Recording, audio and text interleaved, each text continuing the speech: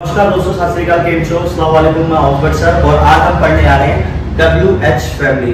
WH family एक तरह से इंटरोगेटिव सेंटेंसेस होते हैं जिसमें हम क्वेश्चन पुट करना सीखते हैं और क्वेश्चन अलग अलग तरीके से। जैसे मान लो मैंने क्वेश्चन पूछा कि क्या आप इंग्लिश सीखते हो, फिर इसी में ये सिंपल है कि क्या आप इंग्लिश सीखते हो, तो सामने वाला बंदा कहेगा कि हाँ मैं सीखता हूँ या मैं नहीं सीखता हूँ। लेकिन इसी में अगर हमें अलग तरीके से पूछना कि आप कहाँ इंग्लिश सीखते हो, आप कब इंग्लिश सीखते हो, आप किसके साथ सीखते हो, आप कितनी दूर इंग्लिश सीखने जाते हो, आप कब इंग्लिश सीखते हो, आप कब इंग्लिश की प्रैक्टिस करते हो, तो ये सारे क्या है WH फैमिली। कब, कहाँ, कैसे, कितनी दूर, कब तक, ये सारे क्या है WH। तो आज हम वही समझेंगे। सबसे पहले वर्ड को लेते, मैंने वर्ड को इसलिए लिखा सबसे पहले क्योंकि सबसे ज्यादा कंफ्यूज बच्चे वर्ड में ही होते हैं। तो वर्ड की हिंदी पहले जानते हैं, I will explain you. Word की हिंदी होती है क्या, वाई की हिंदी होती है क्यों, व्हेन की हिंदी होती है कब, वेयर की कहाँ, हाउ की कैसे, हाउ फार की कितनी दूर, हाउ लॉन्ग की कितनी देर। अब आप कहोगे लॉन्ग का मतलब तो लंबा होता है, लेकिन हाउ लॉन्ग का मतलब होता है कितनी देर।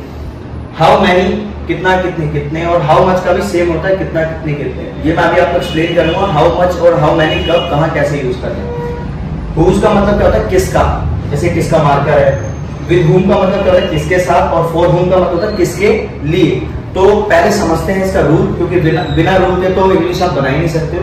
तो लेट्स अंडरस्टैंड। सबसे पहले लिखते हैं WH। क्या लिखते हैं WH, फिर उसके बाद आता है हेल्पिंग वर्ब, फिर शुड, फिर वर्ब और फिर ऑब्जेक्ट। इधर मैंने वर्ब लिखा है, वर्ब की फर्स्ट फॉर्म नहीं लिखा या फिर वर्ब की सेकंड फॉर्म नहीं लिखा या थर्ड फॉर्म नहीं लिखा, क्योंकि डिपेंड करता है हमारे हेल्पिंग वर्ब के ऊपर, यानी चैप्टर के ऊपर कि हम मोडाल्स कौन सा यूज कर रहे हैं, टेंस कौन सा यूज कर रहे हैं। टेंस और मोडाल्स के हिसाब से हमारी वर्ब चेंज होगी। ठीक है, तो लेट्स अंडरस्टैंड। पहले सेंटेंस देखते हैं। जैसे मैंने कहा क्या आप पढ़ सकते हो, तो ये सिंपल सेंटेंस है, क्या आप पढ़ सकते हो। इसकी इंग्लिश क्या होगी, सकते हो के लिए क्या होता है कैन, सबको पता होता है, नॉर्मल है। तो कैन यू रीड, क्या आप पढ़ सकते हो, कैन यू रीड। इसी में मैंने क्वेश्चन बना दिया कि आप क्या पढ़ सकते हो, आप क्या पढ़ सकते हो। तो क्या को हम इंग्लिश में क्या बोलते हैं, व्हाट। तो अकॉर्डिंग टू रूल सबसे पहले WH लिखते हैं। तो WH में हम क्या को बोलते हैं, व्हाट। तो व्हाट आ गया। फिर उसके बाद हमारा ऑब्जेक्ट यानी सब्जेक्ट क्या है अपना, आपको इंग्लिश में बोलते हैं यू। सो यू नहीं आएगा। सबसे पहले हमें क्या करना है, हेल्पिंग वर्ब। तो सकते हो के लिए कैन होता है, तो व्हाट कैन यू रीड, आप क्या पढ़ सकते हो, व्हाट कैन यू रीड। अब फर्क देखो जरा एक बार, पहले वाले में कि क्या आप पढ़ सकते हो, तो वो इंसान हाँ या ना में जवाब देगा कि हाँ मैं पढ़ सकता हूँ या फिर मैं नहीं पढ़ सकता हूँ।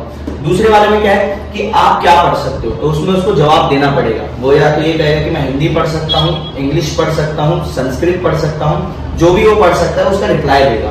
ऊपर वाले में क्या है कि वो कहेगा हाँ मैं पढ़ सकता हूँ या फिर मैं नहीं पढ़ सकता हूँ। तो WH फैमिली यही होते हैं। सो नेक्स्ट समझते हैं। नेक्स्ट है अपना वाई। वाई का मतलब होता है क्यों। क्या होता है, क्यों। तो अब जैसे मैंने बोला मुझे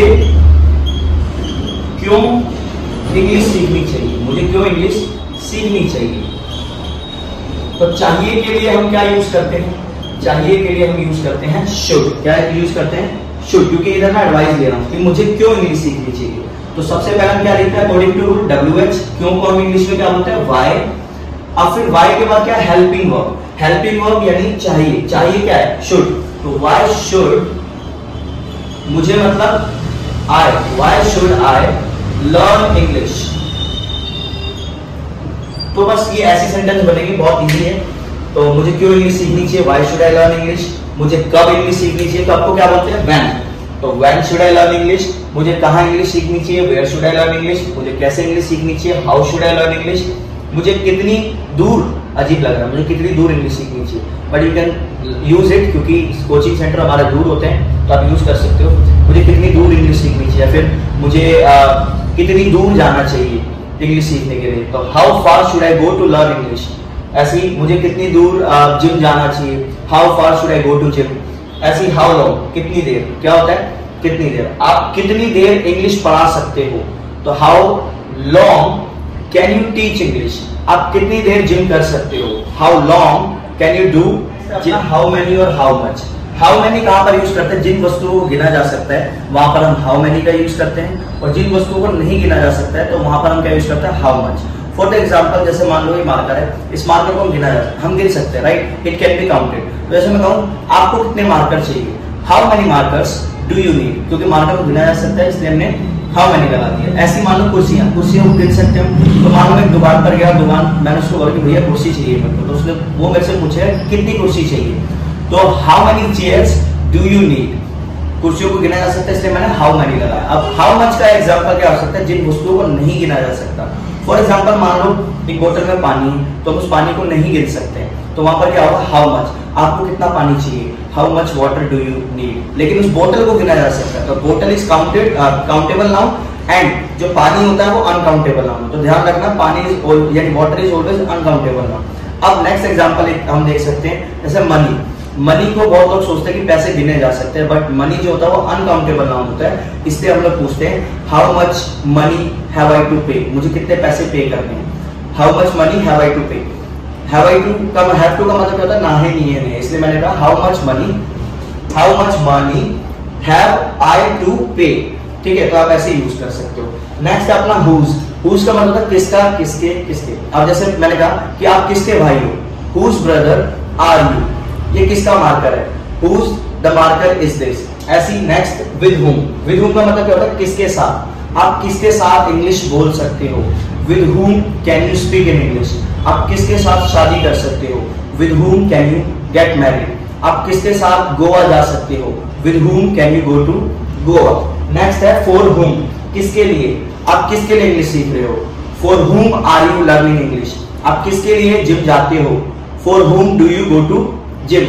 सो आई विश आपको समझ आया होगा। अभी मैं आपको कुछ एग्जांपल्स देता हूं। नेक्स्ट देखो, वह कहां जा सकती है, वह कहां जा सकती है। तो सबसे पहले हमें देखना है कि कहां को हम इंग्लिश में क्या बोलते हैं। तो कहां को हम इंग्लिश में क्या बोलते हैं, वेयर। क्या बोलते हैं, वेयर।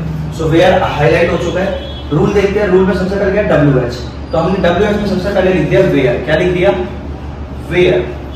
अब दूसरी चीज क्या देखते हैं, सकती है। सकती है के लिए क्या होता है, कैन। तो हमारा जो हेल्पिंग वर्ब है वो क्या हो गया, कैन। तो वेयर कैन, क्वेश्चन किसके लिए, वह, और सकती है एक लड़की है, तो वेयर कैन शी, जाने को क्या बोलते हैं सबको पता होता है, वेयर कैन शी गो। ये सेंटेंस हो गया अपना complete, where can she go, वह कहां जा सकती है। नेक्स्ट है आप क्यों बोलते हो। अब सबसे पहले हमें देखना है कि क्यों को इंग्लिश में क्या बोलते हैं। तो क्यों को इंग्लिश में हम बोलते हैं वाई। क्या बोलते हैं, why. So according to rule सबसे पहले क्या लिखेंगे, WH, वाई आ गया। आप क्यों बोलते हो, लास्ट में क्या आ रहा है, ता है, ती है, यानी प्रेजेंट इंडेफिनिट टेंस। तो रूल क्या होगा, वाई, फिर उसके बाद हेल्पिंग वर्ब, यानी वाई डू यू स्पीक, आप क्यों बोलते हो। प्रेजेंट डेफिनेट का रूल से था अपना कितनी दूर। कितनी दूर को हम क्या बोलते हैं इंग्लिश में, कितनी दूर को हम बोलते हैं हाउ फार। क्या बोलते हैं, हाउ फार, क्योंकि फार का मतलब होता है कितनी दूर। सो हाउ फार, आप सबसे पहले देखो हमें पता लगे कि हाउ फार को कितनी दूर बोलते हैं। अब नेक्स्ट है आप कितनी दूर भाग पाए। पाए कौन से चैप्टर होता है, कुड। क्या होता है, कुड। कुड की हिंदी पता ही आपको, सका, पाया, सकता था। तो आप कितनी दूर भाग पाए। सो सबसे पहले WH, हाउ फार, पाए के लिए कुड, हाउ फार कुड यानी हेल्प। सब WH के बाद क्या है, हेल्पिंग वर्ब है ना। तो हाउ फार के बाद हमने लिख दिया हाउ फार कुड आप मतलब you. So how far could you run, आप कितनी दूर भाग पाए, how far could you run. Next है आपके पास कितने पैसे हैं। अब कितने के लिए क्या यूज करते हैं, हाउ मैनी या फिर हाउ मच। तो सबसे पहले हमें ये देखना है कि किस वस्तु की बात हो रही है, किस नाउन की बात हो रही है। तो इधर बात हो रही है पैसों की, और पैसे अब हमें ये देखना है कि पैसे काउंटेबल होते हैं या अनकाउंटेबल होते हैं। अगर काउंटेबल होते हैं तो हाउ मैनी यूज करना है, और अनकाउंटेबल होते हैं तो हाउ मच यूज करना है। लेकिन आपको बताया था मैंने कि जो पैसे होते हैं वो अनकाउंटेबल होते हैं। क्या होते हैं, अनकाउंटेबल। तो सिंपल सा है, सबसे पहले आपको क्या यूज करना है, हाउ मच। क्या यूज करना है, हाउ मच। हाउ मच क्यों यूज करना है, क्योंकि हाउ मच जो होता है वो अनकाउंटेबल नाउन के साथ यूज होता है। तो हाउ मच, आप उसके बाद किसकी बात करें, पैसों की। तो how much money do you have, आपके पास कितने पैसे हैं। How much money do you have.